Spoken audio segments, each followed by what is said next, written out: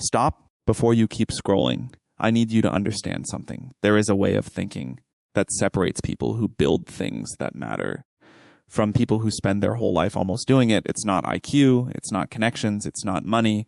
It's a mindset, a specific way of seeing the world, a specific way of making decisions, a specific way of handling doubt, failure, and the moments when everything feels impossible. And by the end of this video, you're going to understand exactly what that mindset is, not in theory, not in abstract motivational language, in real, practical, life-changing terms. Because the people who think this way don't just build successful companies, they build different lives. And the gap between the way they think and the way most people think is bigger than you realize. Don't move. Don't skip. This is the one. Let me start with a question. When was the last time you believed something that almost nobody around you believed? Not just disagreed with people, actually believed something deeply, confidently, when the majority of the world thought you were wrong?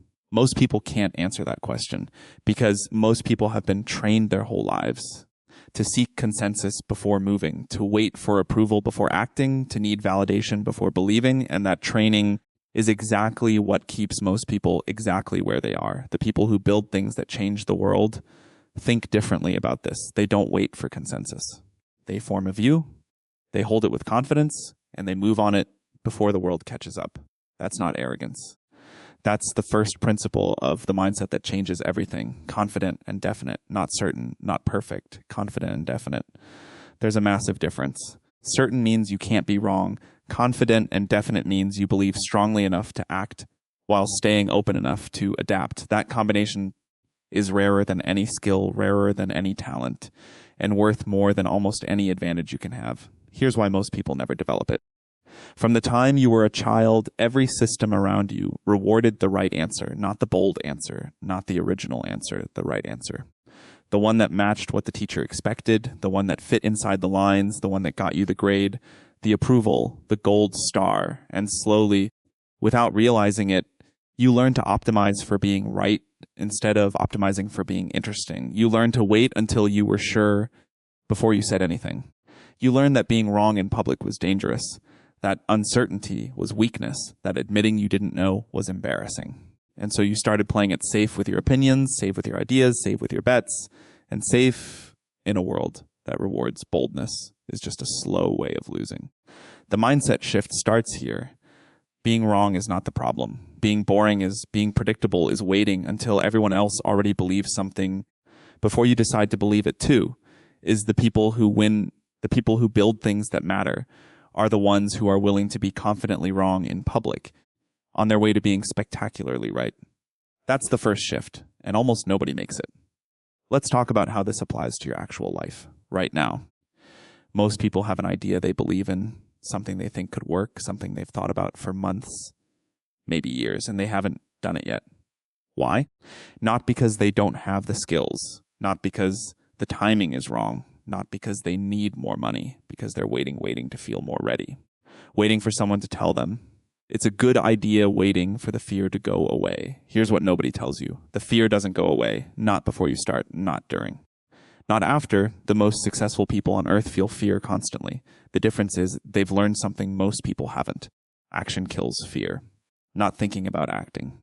Not planning to act. Not visualizing acting. Actually acting. The moment you take the first step, the fear changes shape. It becomes something you're moving through instead of something standing in your way. But you have to move first. And most people never do because they're waiting for the fear to clear, which means they're waiting forever. This isn't motivation speak. This is the actual mechanism. The people who build things feel exactly what you feel. They just don't let it make the decision. Now let's talk about ideas, because this is where the mindset gets really interesting. Most people think good ideas are obvious. They think if an idea is truly good, smart people will immediately recognize it. They'll rally around it. Fund it, support it, make it happen. That's not how it works. The best ideas in history, the ones that changed everything, looked wrong at first, not slightly questionable, completely wrong. The kind of wrong that makes smart people laugh, the kind of wrong that gets dismissed in meetings, the kind of wrong that nobody wants to touch because the downside of being associated with it feels too high. And yet those ideas, the ones that looked wrong, are exactly the ones worth pursuing. Here's why. If an idea looks obviously good to everyone, Everyone is already working on it. The competition is enormous. The advantage is minimal. You're just another person in a crowded room fighting for the same slice. But if an idea looks wrong to most people, but right to you, and you can articulate exactly why it's actually right, you have something nobody else has, a clear lane Zellol competition. And the kind of asymmetric opportunity that only comes from seeing something others don't. The mindset shift is this: stop looking for ideas that feel safe. Start looking for ideas that feel dangerous, ideas that make you a little uncomfortable, ideas that you can barely explain without people looking at you sideways. Those are the ones, not always, but far more often than people think. Here's a test. When you share your idea with smart people, do they immediately understand it and support it? That might actually be a bad sign. Or do they push back hard? Do they list reasons it won't work? Do they bring up all the obstacles? That might actually be a good sign. Not because smart people are always wrong, but because if the idea was truly obvious and safe, the opportunity would already be gone. The pattern repeats constantly. The best companies looked like bad ideas first. Airbnb looked insane. Who's going to sleep in a stranger's house? Uber looked dangerous. Getting in a car with a random person? Google looked pointless. There are already search engines. Every single one of them, wrong on the surface, revolutionary underneath. The mindset that finds these ideas is the mindset that's willing to sit with discomfort long enough to ask one more question, not why will this fail, but why might this actually work when everyone else thinks it won't. That question changes everything. Let's talk about the market, because even the best mindset pointed at the wrong market produces nothing. Here's the mistake most people make. They look at what exists today and try to build something slightly better, slightly faster, slightly cheaper, slightly more convenient, and they spend years competing for incremental improvement in a market that's already crowded, with players who have more resources, more experience, more distribution, and they lose. Slowly and painfully, the mindset shift here is fundamental. Don't ask what market exists. Ask what market is being born, because the biggest opportunities in history didn't exist in markets that were already big. They existed in markets that were tiny or non-existent, but growing at a rate that made the eventual size inevitable. 11 years ago, the market for iPhone apps was zero. Nobody was looking for it. Nobody was funding startups in it because there was nothing to look at yet. The people who saw it early didn't do it by analyzing the present. They did it by imagining the future and working backwards. That's the skill. Not predicting the future perfectly, identifying the direction, betting on the trajectory, and getting there before everyone else realizes it's real. Markets don't reward effort, they reward timing, and timing comes from the mindset that asks not what is, but what is becoming. Now, here's something that will make some people uncomfortable. The biggest opportunities right now, in this exact moment in history, are in the places that feel most uncertain. Most people avoid uncertainty. It feels dangerous. It feels irresponsible. It feels like gambling. But here's what they don't understand. Certainty is the most dangerous place to build, because by the time something feels certain, by the time everyone agrees it's a good idea, by the time the safe bet is obvious, the opportunity is almost gone. The window has already closed. The early movers are already years ahead. And you're left competing for whatever scraps remain. The mindset that wins seeks uncertainty on purpose, not reckless uncertainty. Not bet everything on a coin flip uncertainty, calculated uncertainty. The kind where you've done the thinking, you've identified the direction, you believe in the trajectory, and you move before it's obvious, because obvious is too late every time. Let's talk about the team, because no mindset, no matter how sharp, builds anything alone. And the way you think about the people around you determines almost everything. Most people think about teams in terms of skills. I need someone who can code. I need someone who can sell. I need someone who can design. Skills matter, but they're not the thing. The thing is this: do the people around you make you more or less likely to push through the hard moments? Because hard moments are guaranteed, not possible, not likely, guaranteed. Every single person who has ever built something real has hit moments where everything felt impossible, where the product wasn't working, where the money was running out, where the team was breaking down, where the vision felt stupid, where every rational voice was saying stop. In those moments, the only thing that determines whether you continue is the people around you, not your strategy, not your funding, not your market analysis, the people. So the mindset shift is this: stop building your team around skills, build it around belief. Don't find the people who believe in what you're building so deeply that they would push through those hard moments with you. Find the people who say, we'll figure it out. Not because they don't understand the problem, but because they genuinely believe that problems are solvable. Find the people who say, I've got it. Not because they're performing confidence, but because they've decided that ownership is just how they operate. Those people are worth more than any credential, more than any resume line, more than any skill that can be hired or learned. And when you find them, protect them, invest in them, because they are the company, not the product, not the office, not the funding, the people. Here's something the best builders understand that most people don't. Inexperience is sometimes the advantage, not ignorance, not carelessness. Inexperience, the willingness to attempt something without the weight of knowing all the reasons it's supposed to fail. Some of the most remarkable things ever built happened because the person building them didn't know they were impossible. They just tried anyway and figured it out as they went. The mindset that allows this is one that sees obstacles as information, not as verdicts. Most people see an obstacle and hear stop. The people who build things hear interesting. How do we get around this?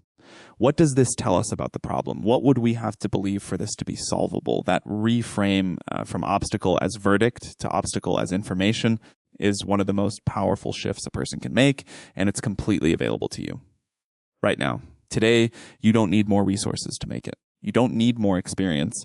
You just need to decide that obstacles are part of the process, not proof that the process is wrong. Let's talk about momentum, because this is the one that silently destroys more potential than almost anything else. Momentum is not just about startups. It's about life. It's about the projects you're working on, the habits you're building, the relationships you're growing, the skills you're developing. Everything runs on momentum. And momentum is fragile. Here's how it breaks. Not dramatically, not all at once. It breaks slowly. You miss one day of work on the thing that matters, then two. Then a week passes, then a month, and somewhere in that time, the energy you had, the belief you had, the clarity you had quietly slips away. And by the time you try to come back, it takes 3 times as much effort to get back to where you were. That's the physics of momentum. Things in motion stay in motion. Things that stop are hard to restart. The mindset shift here is simple but serious. Protect your momentum like it's the most valuable thing you have, because it might be. Not every day will be productive. Not every day will feel good, but every day do something, one step, one action, one thing that keeps the rhythm alive. Because the rhythm is everything. Lose the rhythm and you lose the momentum. Lose the momentum and you lose the belief. Lose the belief and you lose the game. Before the game was ever officially over. Here's the thing about vision. Most people think vision is about having a big idea. It's not. Vision is about having a specific picture of the future that is so clear in your mind that it functions like a compass. Every decision runs through it.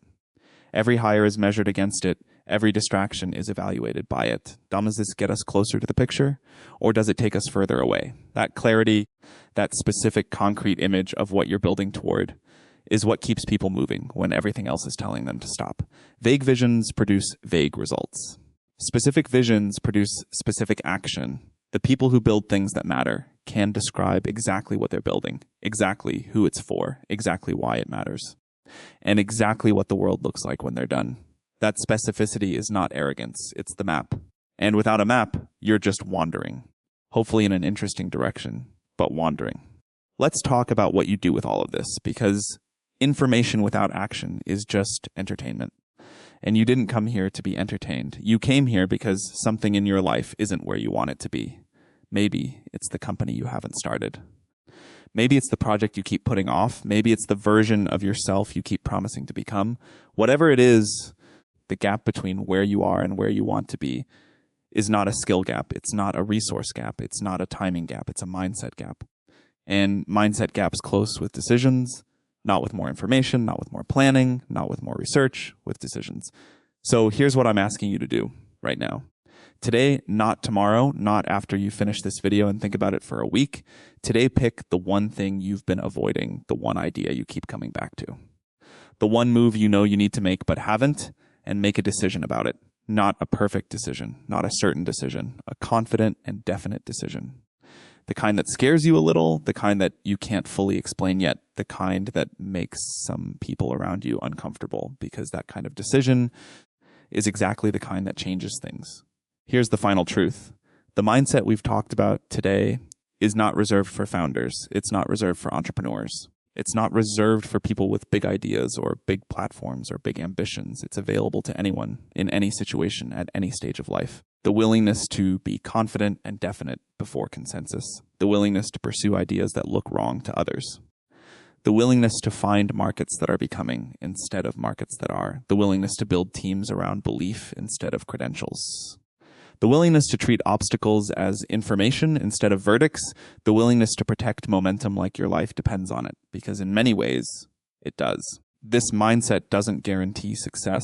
Nothing guarantees success, but it dramatically increases the probability that when you look back at this period of your life, you'll see someone who moved, someone who decided, someone who built something instead of someone who watched, waited, wondered what would have happened if they just started. 3 years from now, people will look back at this moment, at this window, and ask one question. What did you do when everything was possible? Some people will have answers, real answers, built something, started something, became someone different than who they were before. Others will have reasons, perfectly logical, completely understandable, entirely useless, because reasons don't build anything. Decisions do, the mindset is the decision, and the decision is available to you right now. In this moment, not after you feel ready, not after the fear goes away, not after the timing is perfect now, because now is always the only moment that exists. And the people who understand that are the ones who change their lives. This isn't motivation. This isn't a pep talk. This is a blueprint. And the only question left is whether you're going to use it or file it away with everything else you almost did. This is the part where most people close the tab, and a few people change their life. Which one are you?